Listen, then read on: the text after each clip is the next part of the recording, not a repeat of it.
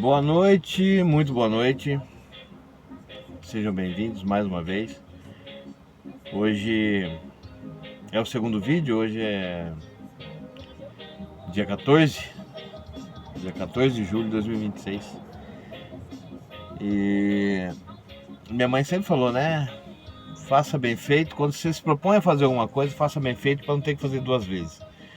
Ou ter que ser refeito. Então vamos lá, vamos dar continuidade. A promessa continua.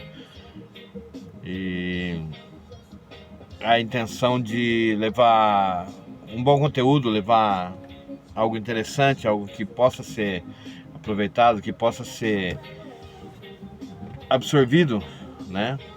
A quem caiba, né? No caso. Hoje é uma homenagem ao Michael Jordan, né? Que na minha opinião é o GOAT, o maior GOAT de todos. Good of all time, melhor de todos os tempos. Eu até hoje rola uma dica, a dica do Gotô.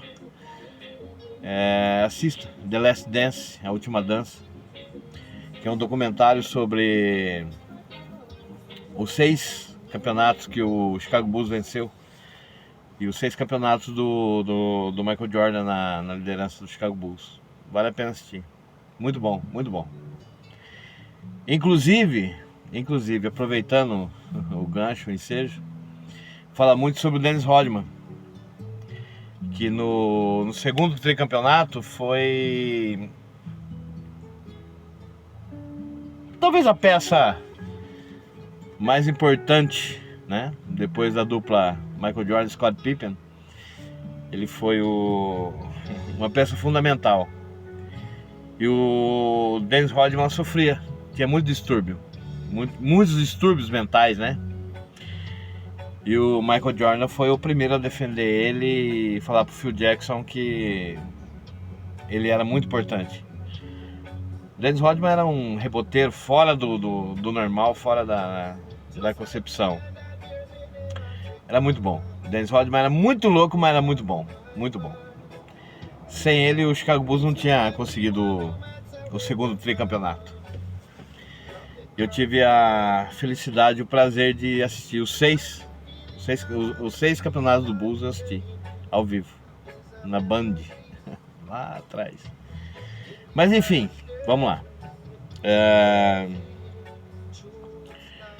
Quando meu pai faleceu no dia 24 de novembro de 2001. E era um sábado, eu estava de folga, eu trabalhava no escritório ainda não era motorista. E o telefone de casa tocou, né? Aí a minha ex-sogra, mãe da minha ex-esposa, mãe da minha filha, mãe da Natália, atendeu o telefone e a hora que tocou o telefone eu acordei, acho que era 5 e meia da manhã. Eu puxei minha coberta assim, puxei a coberta e me tremi da cabeça aos pés. Eu sabia que era alguma coisa ruim, não sabia o que era, mas eu sabia que era alguma coisa ruim. Aí ela chorou e falava assim: Eliane, fala, o que tá acontecendo? E a Eliane falava assim, a minha irmã falava: eu quero falar com meu irmão. Aí nisso a mãe da minha filha levantou, saiu correndo, pegou o telefone e eu lá quieto.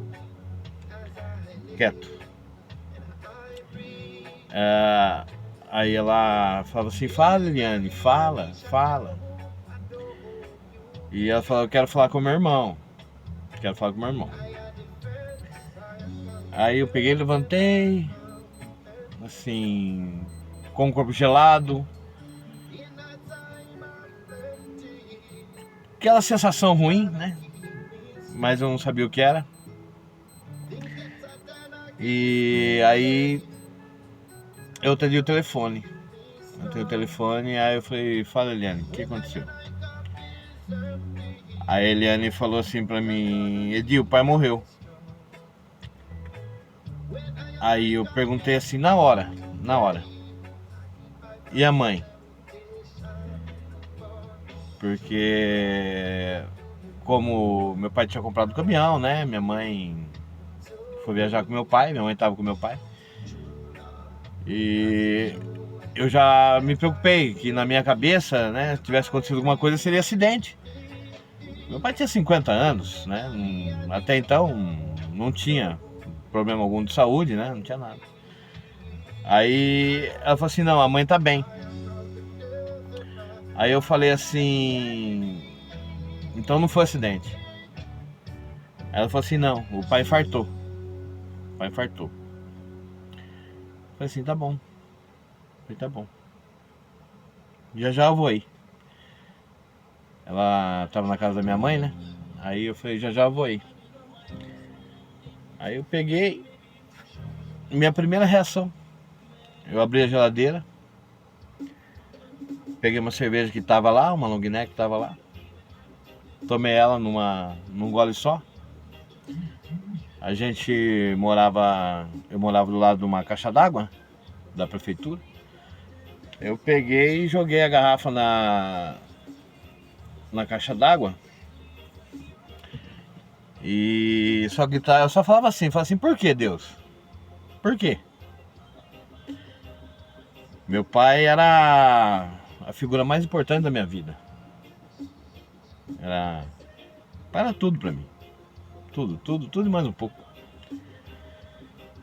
E a partir daí, eu começou a minha luta, minha rixa com Deus. Porque eu não entendia por quê. Eu tava subindo, eu tava numa crescente na minha vida. E eu não entendia por quê. Por que Deus tinha tirado a minha âncora? Né? A minha briga com Deus era essa. Então assim, hoje eu vou falar sobre como eu descobri, como eu adquiri esse estado depressivo. Então, a partir daí, foi assim, o que aconteceu fica para outro episódio, outro vídeo. O que aconteceu nesse dia. Aí, a partir daí eu fiquei, eu e Deus entramos, eu entrei em um litígio com Deus para tentar entender por que ele tinha feito isso comigo, que ele não tinha o direito de fazer isso comigo. Que quando eu estava provando, quando eu estava crescendo na vida, que tinha família, tinha um emprego bom, estava ganhando bem, por que Deus fez aquilo, né? Naquele momento, né? Tudo que aconteceu, né? Fica para outro dia. Então, assim, até muito tempo, depois de muito tempo, até pouco tempo atrás, na minha cabeça, o meu estado depressivo era por conta da morte do meu pai. Era porque Deus levou a pessoa mais querida da minha vida, né? Até então, né? E eu não conseguia entender o porquê e ficou esse negócio, ficou essa briga. Só que assim, depois de muito tempo passado, sabe, assim, acho que a idade chegando, a experiência, né, as coisas, né, do dia a dia, eu fui entender que não era isso. Que não era. Que Deus levou meu pai porque era a hora dele, porque meu pai, até que prova o contrário, meu pai sempre foi uma pessoa muito boa, benevolente também, até onde ele pôde, né? Meu pai era uma pessoa muito boa.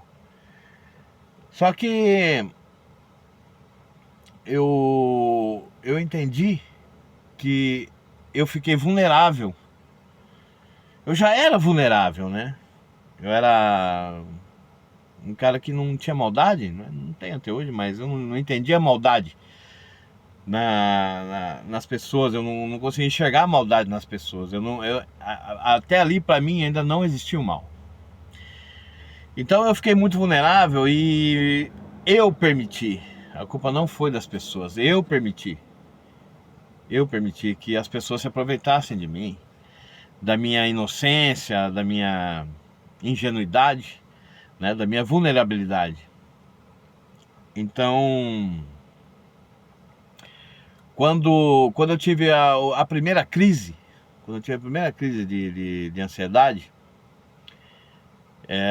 eu estava trabalhando, eu trabalhava na Petronac, trabalhava numa distribuidora, né, lá em Paulínia, e eu senti uma dor muito forte, uma dor muito forte, e no pescoço, doía meu pescoço. Se eu não me engano, era sábado, era baile do Havaí, em Cosmópolis. E eu e a minha esposa na época, né, a gente foi. Até que a gente tava bem essa época, né?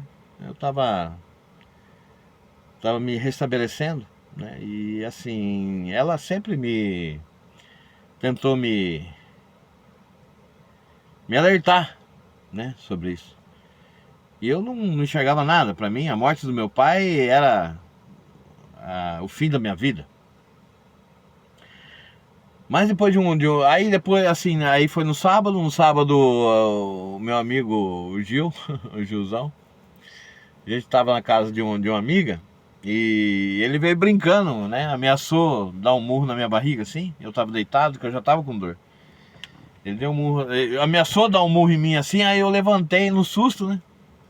Levantei no susto, aí travou de vez. Aí travou. Isso foi no sábado. E aí as pessoas vieram, assim, tinha bastante pessoas lá, né? Toma esse remédio aqui, né? Aí me deram um relaxante muscular. Aí isso foi no sábado. No domingo fiquei de boa, fiquei tranquilo, normal. Na segunda-feira fui trabalhar. Segunda-feira fui trabalhar e nisso o Júnior, o meu amigo, o Ivan Júnior, lá de Ribeirão Preto. Então um abração pro Ivan aí, pro Júnior. O Júnior é parceirão, bicho. Acho que se não fosse ele eu não tava vivo não.